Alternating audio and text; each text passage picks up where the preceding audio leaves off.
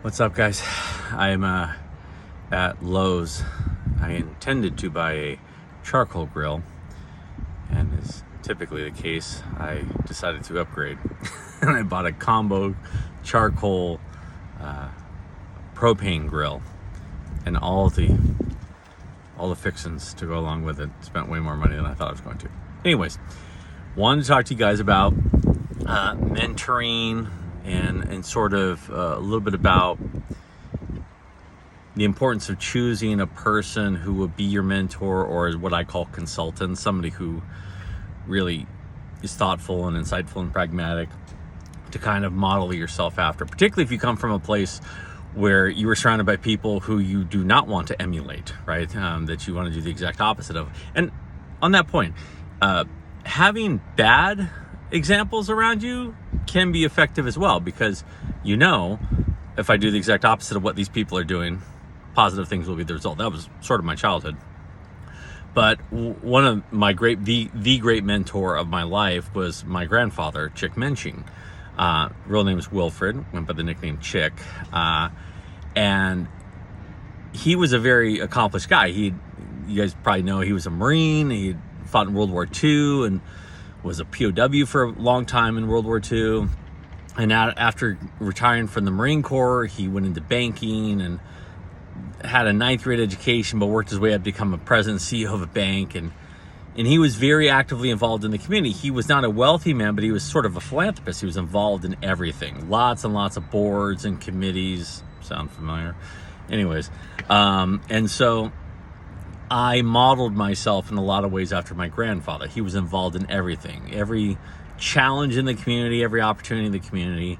And so I took a lot of lessons from him. And one of the most important lessons that I learned from him actually came one day when I was a little kid, and I was riding along with my grandfather in his Oldsmobile. And I point this out, it was a beige Oldsmobile with beige interior. It was the most bland vehicle that's ever been produced in the United States. So we're sitting in this beige bland vehicle, and in between us on the bench seat was a typed piece of paper, single space, full page, that was typed listing all these activities that my grandfather had been involved in the community, because my grandfather kept meticulous notes of everything that he worked on. Also a lesson he taught me: keep meticulous notes of things that you worked on. And I looked at it, and in my little kid mind, I said, Grandpa, how could you be involved in all those things at the same time? Because many of them were done simultaneously. And he gave me what became the basis of my leadership philosophy that I've used for my entire adult professional life.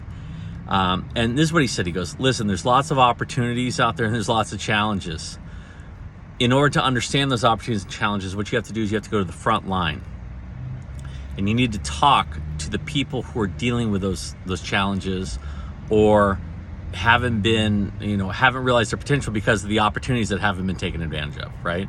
So talk to the people on the front lines and understand two things: what they want and what they need. And those are sometimes two different things. And then what you do is you get creative, and you come up with a way for addressing those opportunities or those challenges. And you really think it through. And you make sure that you have a good plan of what you're looking to do, and that it's going to accomplish the goals that you set out.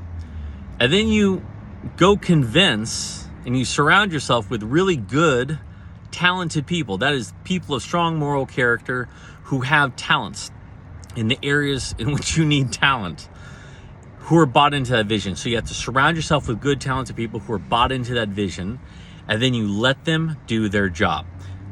This is in the pre-micromanagement world, right? So a lot of people didn't know that word, but that's what he was talking about. He was saying you don't need to micromanage them. You need to work side by side with them and keep pushing towards that goal until the goal is achieved, and sometimes exceeding the goal. And he said, if you do those things, you'll be surprised at what you can accomplish, even though you're just one person involved in all these things. And so that was the model that I've sort of adopted throughout my life. It's something that I speak a lot about, I tell people about, because it just works.